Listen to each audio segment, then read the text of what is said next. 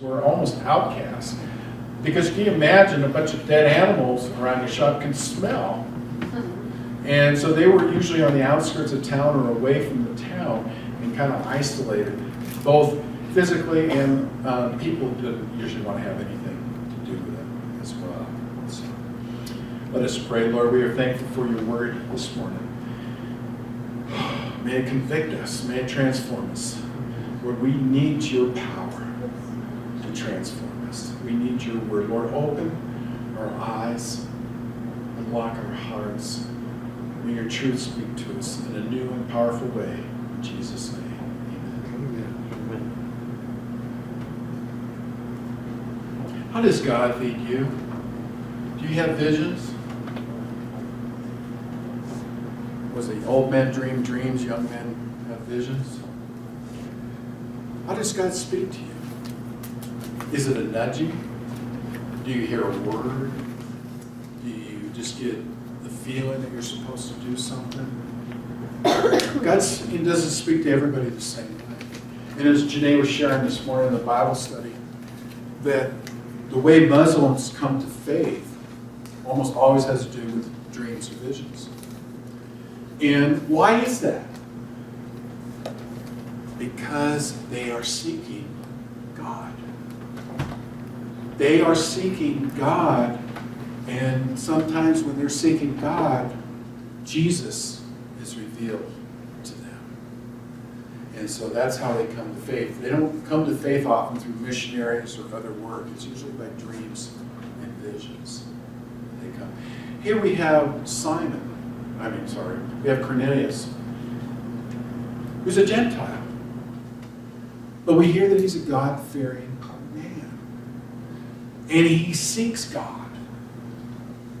He doesn't know who this Jesus is, but he's seeking God. And as a result, God reveals himself to him. And I know, oh my gosh, I don't know how long ago this, 20 years ago? Let's see, 10, 15, anyway. I was out of work. And imagine, nobody had hired me. Anyway, I was between jobs. That sounds better. Between jobs.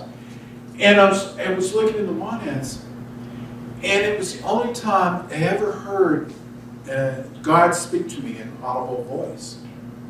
An audible voice in my head, but an audible. And I remember exactly, I was shaving at the time. He says, work with people. And those three words, you may not know. What does that mean? But I knew exactly what he was talking about. That's what was so peculiar about it. I was supposed to work in a home with developmentally disabled adults. I don't know how I knew that's what I was supposed to do, but I knew that's what I was supposed to do.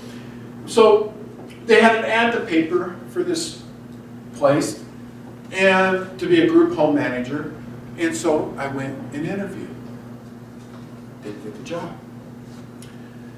A couple weeks later, they have another ad in the paper for another group home manager for another home. I went and interviewed, didn't get the job.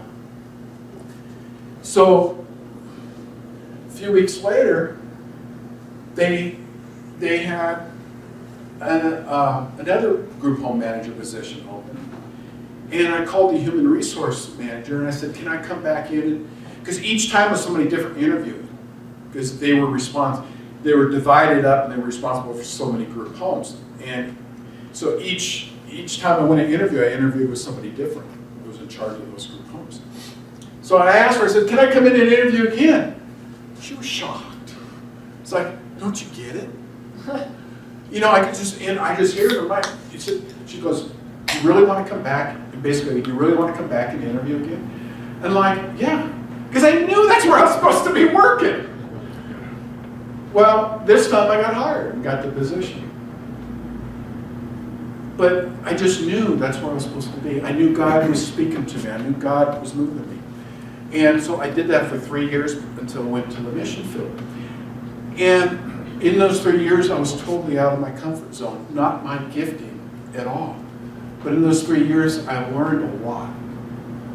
Humility was one of the biggest things that I learned.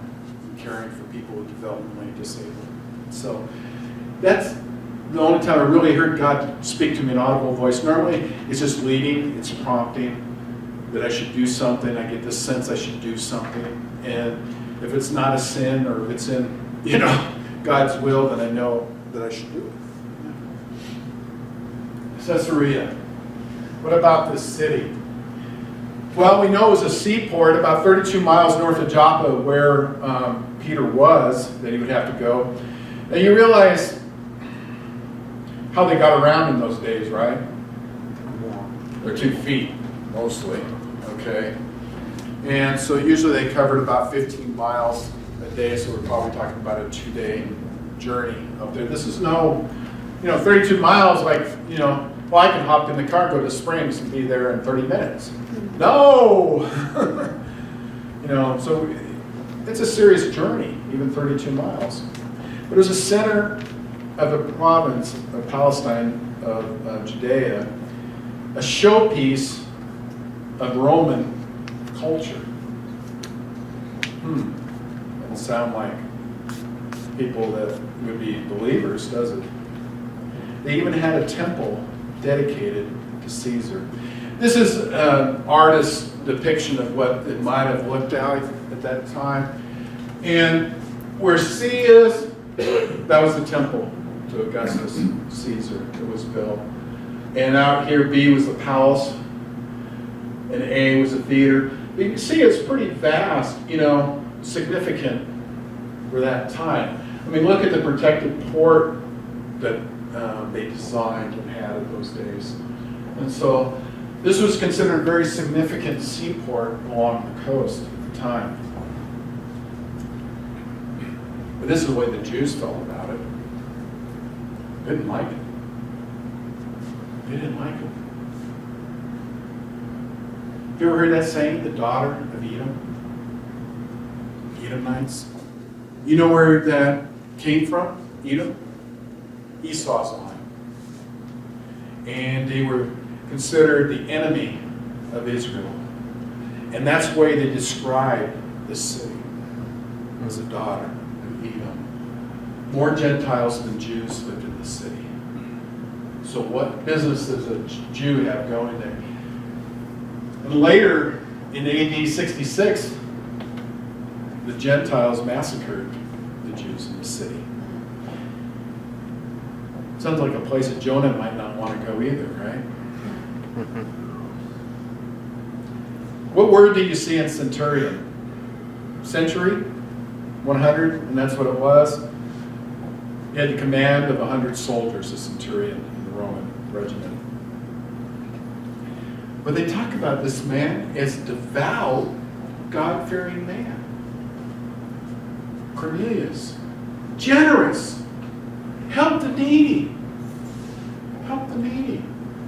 And then God gives him a vision about 3 p.m. in the afternoon during his time of prayer, which is also considered the 9th hour. And this is what he's told. Your prayers and gifts to the poor have come up as a memorial offering before God. They've come up to God as this fragrance, offering. That I've seen what you've been doing. I have seen how you've been living. And how you've been helping the needy. We're told not to stop helping the needy. And this man Cornelius had a big heart for those that didn't have as much as he did. But that in and of itself does not get you to heaven, does it? No. He was also a God-fearing man. But nobody has shared Jesus. So he's told, send men to Joppa to bring back a man named Simon, who is called Peter. He is staying with Simon the tanner, whose house is by the sea.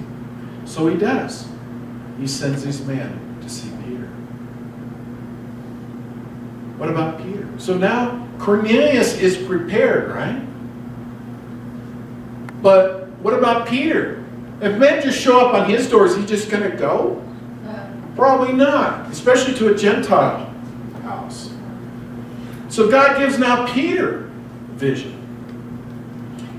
as we move in Acts chapter 10, verses 9 to 16. The following day, about noon the following day, as they were on their journey and approaching the city, Peter went up on the roof to pray. Now, you realize the houses had flat roofs. Many of them had staircases outside, and that was a common place to go up to pray, to be alone. It was up on the rooftop. He became hungry and wanted something to eat. And while the meal was being prepared, he fell into a trance. He saw heaven opened and something like a large sheet being let down to earth by its four corners.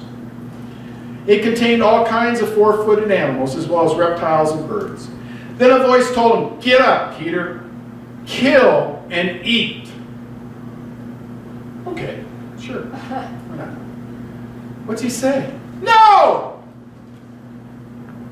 Surely not, Lord. I have never eaten anything impure or unclean. The voice spoke to him a second time. Do not call anything impure that God has made clean. Happened 3 times, and then the sheep was taken back to heaven. 3 times, the Lord tells him this. Well, we got to understand where Peter is in his faith, his beliefs. At that time, only followers of Jesus are Jews. The Jews are the chosen people. Nope, they had not spread gospel to anybody else. They were the only ones that were followers. They were the first. And then God dumps this on Peter. He surprised them. Totally caught Peter off guard. What do you mean? What are you telling me? But it prepared Peter with a vision. Because again, if those people for Cornelius had just shown up on his doorstep, he would have sent them away. God had to prepare him for them coming to take him back to Cornelius. Went up to the roof to pray. So we see that he has this vision of this sheep coming down out of heaven with four-footed animals. And God's telling him, get up, kill, and eat. And Peter's like, no. It's okay to say no. It's okay to say Lord. But we got to be careful when we say no, Lord. And I've done it. So I'm guilty of it. Because it wasn't what I wanted to do. Now Peter's defending his faith, saying, because in the laws, we're not supposed to eat unclean animals. Is that what God's talking about here? Now, there's different theology right here, and I'm not telling you what's right and what's wrong, because quite frankly, I'm not quite sure.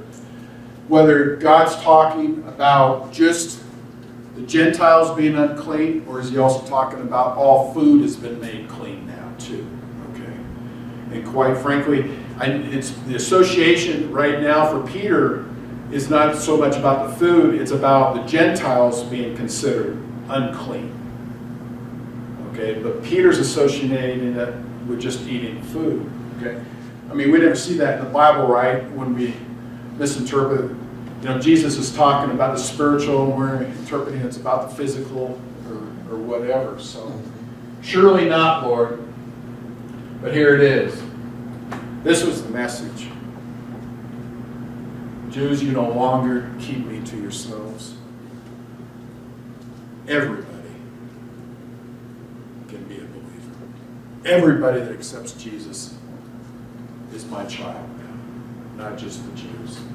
This is big. This is before Paul goes to the Gentiles. We'll see here in a couple chapters later. Then Paul sent out. Peter's the first here. Reach out, Gentiles. God chose Peter for a reason. Okay? We see the kingdom, the keys to the kingdom of heaven have been given to Peter. Peter, I will build my church upon the rock. Peter, right? Peter specifically chosen for this mission. He opened the door of the gospel. Now, fortunately today we don't have any prejudices. We don't have to deal with that anymore, okay?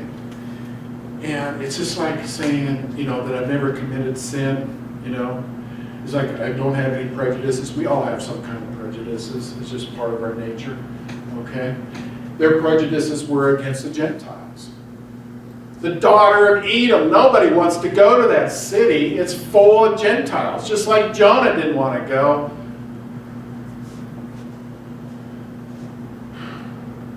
But if we're going to obey God, you have to go. Where Jonah refused. But what happened to Jonah? He ended up there anyway. We can agree to go along with God's plan, or we can disagree and go unwillingly. So take your choice. Going on in Acts chapter 10, while Peter was wondering about the meaning of the vision, so he's still puzzled. He's still wondering what's going on here. The men sent by Cornelius found out where Simon's house was and stopped at the gate. They called out, asking if Simon, who was known as Peter, was staying there. While Peter was still thinking about the vision, the Spirit said to him, Simon, 3 men are looking for you.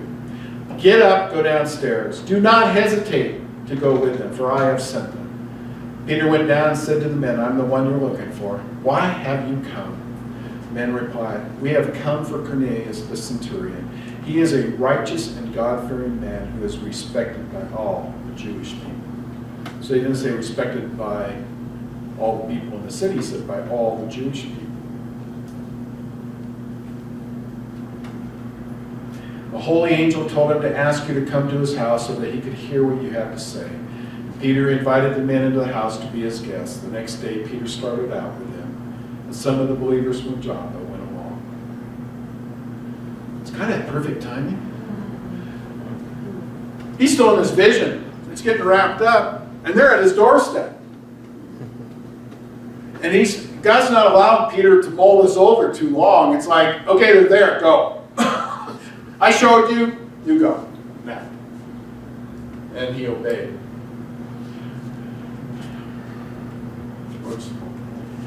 Holy Spirit said, go.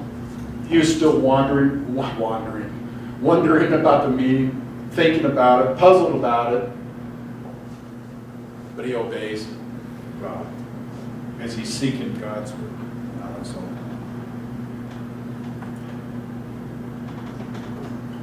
Message translates Acts 10:28 as God has shown me that no race is better than any other, or no unclean, impure is better than any other. Nobody's better than any other. Okay, conviction time. Do we ever judge? It'd be nice to be able to say no, wouldn't it? But here's the catcher. The same standard you use to judge others, you will be judged by. Now I'm going to show you something a little different here. Okay? Matthew chapter 7. I'm going to show you the Message translation. 1-5. Don't pick on people, jump on their failures, criticize their faults, unless, of course, you want the same treatment. That critical spirit has a way of boomerang. It's easy to see a smudge on your neighbor's face and be oblivious to the ugly sneer on your own. Do you have the nerve to say, let me wash your face for you, when your own face is distorted by contempt? It's this whole traveling roadshow mentality all over again, playing a holier-than-thou part instead of just living your part. Wipe that ugly sneer off your own face, and you might be fit to offer a washcloth to your neighbor. I love that. Isn't that just enlightening, those words? Don't jump on their failures. Don't criticize their faults. I mean, traveling roadshow. But here's the big thing. Don't play a holier than thou attitude. Don't think we're better than anybody else. Whether the other person's a Christian or somebody on the streets that doesn't know where their next meal's going to come from. We're not better than anybody else. Never think you're better. Or we too will be judged. Matthew 5:7. In the Beatitudes, God says, show mercy. Be merciful. You merciful, and show mercy. Mercy will be shown unto you. Forgive, because you are forgiven. We have to show the same thing that Christ shows to us.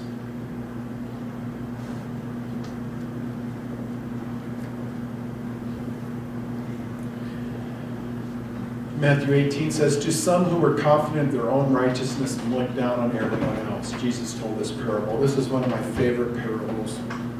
And I think it so fits this message this morning. Two men went up to the temple to pray, one a Pharisee and the other a tax collector.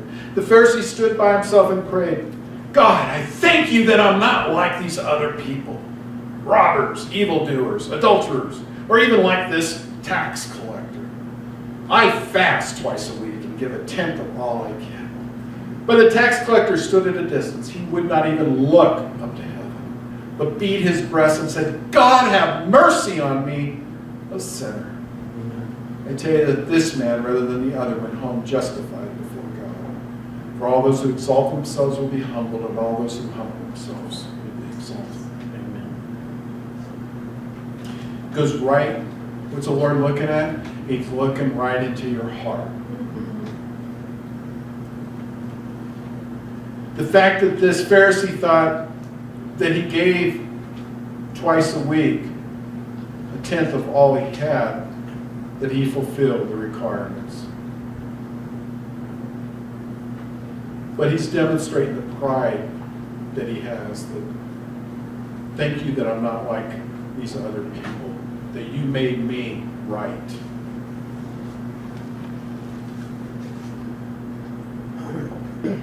The tax collector was so humble he couldn't even look at him. His heart poured out to God. God, have mercy on me, a sinner.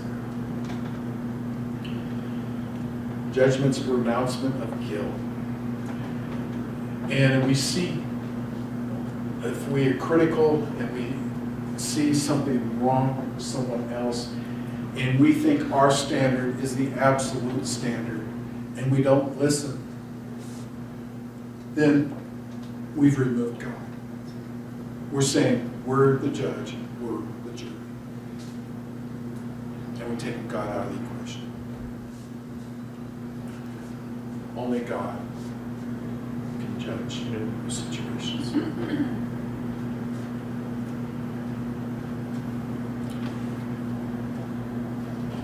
I don't know what, I guess it's our fallen nature. That critical spirit just wants to overcome us, wants to control us. Condemnation. But when we get into that, we have no love. We've traded it for love. The love of Jesus. The love that gives what is good and not what is bad. Not condemnation. Because if we have the condemnation, we don't know God's mercy. How can God give mercy to us if we don't give mercy to someone else? How can God give us compassion if we don't have compassion? How can God give us love if we don't have love? We're hypocrites if we do that.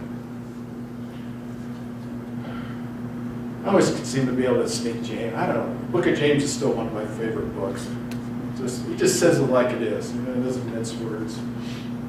Only one lawgiver and judge, the one who is able to save and destroy. But you, who are you to judge your neighbor? And we go back to the story today. Who was Peter to judge the Gentiles? Who were the Jews to judge the Gentiles? They probably saw them as savages. They probably saw them, maybe as we saw the Native Americans when we first came to America, as these people that weren't really humans. They weren't really the same as us. But here's the good news. Caesarea became the first city. Gentile Christians. What do we see here again?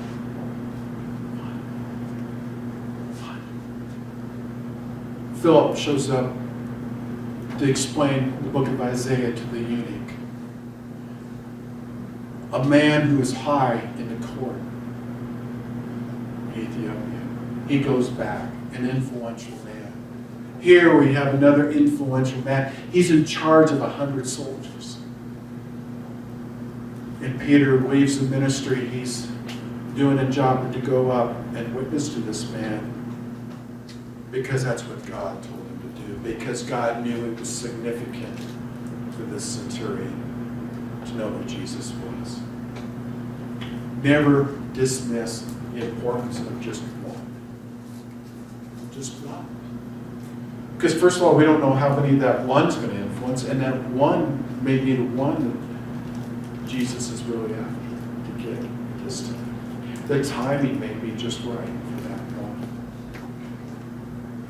This is a time of invitation. And if you need prayer, you're welcome to come up. I'm going to do something in honor of the 4th of July this week, okay? Both with our closing hymn and with this video. I don't think we pay enough tribute to our men and women who serve in the military. But I also don't think we pay enough tribute to our police and our fire departments either, or all the emergency responders. But this is designed to just, as the 4th of July, we celebrate our independence, that we take some time to remember those soldiers that are serving today and dying and coming back, no legs or amputations as a result of IUDs and other weapons going off. And so let's just take some time. Who's in this picture? Ronald Reagan and Gorby, yeah, grows up. They're signing here the INF Treaty. Anybody remember the Intermediate Nuclear Forces Treaty? It was signed back in the 80s. The idea was that the proliferation of nuclear weapons was getting out of control. And so Soviet Union agreed to destroy so many missiles, and we just agreed to cut our missile force as well. Okay. So they sent teams to America to to observe us destroying the missiles, to confirm it. And we sent teams to the Soviet Union to confirm they were destroying missiles. Well, I had the distinct privilege of going on one of those teams. And we left from Washington, D.C., and they kept our diplomatic passports in a safe there. And we flew from there on military plane into Germany, and then from into the Soviet Union after that. There's a reason I'm bringing this up. You're probably thinking, what does this have to do with anything with the price of tea in China? But I know this picture is not very good. It was the only picture we could have on our trip to the Soviet Union, which was taken by their cameraman. Okay, but here's my point. Everybody see I'm front and center. If you can't recognize me. This man standing off to my right shoulder behind me is a KGB agent. The ones all in the hats were Russians, and the other man in the tie was a KGB agent, as well as the other one up there. And then the military that were in uniforms. I went in the military in 1979. It was during the Cold War. We were taught, basically, that Russians are bad. They're bad people, right? The Cold War was going on. This is our enemy. They're bad people, right? And so, and I'm in the intelligence, and so this is my whole philosophy, that they're different from us. Well, when I went on this trip, and we were there for 8 days, every night we played volleyball in their Cracker Box gymnasium, and it was built probably in the 1940s. And we'd mix up the teams. We had Russians and Americans on the same team. Because when the first teams went over, Russians were on one side, the Americans were on the other. And the conflict's not what you might think it was. The conflict was the Russians fighting among themselves every time somebody missed a shot, because they did not want to lose the Americans. So after that, they divided up the team. It was something to look forward to every day. It was a lot of fun. But I realized interacting with these Russians, they're not any different from you and me. I went to Vietnam 5 years ago. Same thing. Discovered when you start interacting with people with other cultures, you realize they're people. It's just the politics, it's the government. But the people I'm sure in North Korea, if you were able to interact with the people who lived in North Korea, find they're hospitable and great people, because they interact with people in South Korea, Of course, they got divided, but they're the same people. They're very hospitable, warm people. We have these prejudices. We need to get rid of them. We got to stop judging people. We got to stop judging people. I'll tell you one other quick story. We worked with a homeless man when we were in Tucson, and churches would open up their doors for what they call Operation Deep Freeze, when the nights would get down in the 20s to get them off the street. And we'd take in up to 20 men in our church and then stay with them, have dinner, and then cook a breakfast and stay with them overnight. I, before that, stereotyped homeless people that they were all the same. No. I talked to these men. Some had just lost a job, didn't have any means of support, or just got divorced and trying to get back on their feet. Other men are happy to live on the street, But there was a whole range of people. Each one was an individual. And so what I'm telling you this morning, or trying to tell you this morning, is try not to stereotype people. Homeless, people from other countries, people from other nations. Sometimes we're not happy with China, so we kind of stereotype all the Chinese, it's the same. And we don't want to do that. And so these two experiences were eye-opening for me to realize all of a sudden I'm right side by side with Russians and thinking, they're just people, just like us. Just like us. It's too bad that we have politics.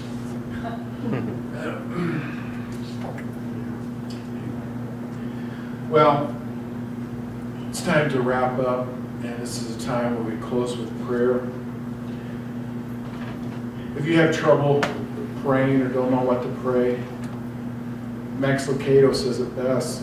Sometimes our prayers are just awkward. Sometimes our attempts are just feeble. But the power of the prayer is the one who hears it, not the one who says it. And our prayers do make a difference. And God does answer. Let's pray right now. Lord, we are just so thankful this morning to be in your presence. We're thankful for a nation that we have freedom. As we look at the 4th of July this week and celebrate our independence, Lord, thank you for the freedom of religion that we do have in this country, the freedom to worship as we see how we want to worship. Lord, we just pray for all of our soldiers that are serving around the world. Lord, we lift them up to you tonight, or this morning, and we just ask for your protection, both physical and spiritual protection over them, and as well as our firemen and our policemen. Lord, we ask for protection over them as well. And as we leave here, we ask that you go with us and you go before us, Lord. You lead us, you guide us, and that we are going not only to seek your will, to know your will, and to